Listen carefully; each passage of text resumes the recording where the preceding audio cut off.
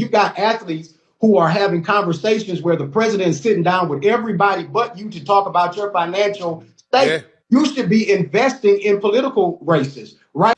Now, I'm not even going to hold you. I actually like this idea. So let me give you a little bit of context. Last Friday, Trump met with 50 college sports and business dignitaries to talk about the state of college sports, NIL, and how he wants to draft or announce a new executive order that would re-implement policies from pre-NIL era that are very problematic.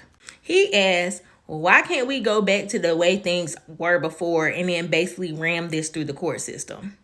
When he's saying he wants things to go back to the way they were before, he's talking about athletes being able to be compensated for their NIL, deals going back underneath the table, and also athletes being able to have way more control of their IP, intellectual property.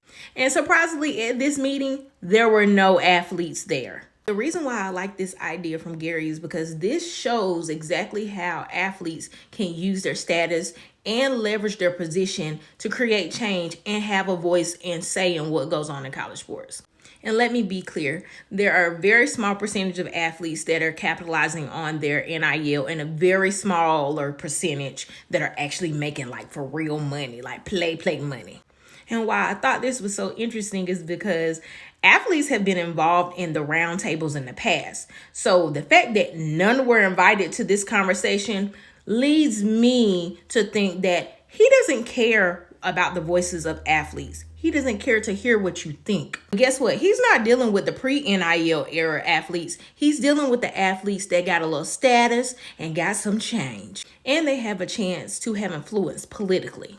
I would love to see a group of athletes come together and respond to this crazy foolishness, because one thing I do know is money talks.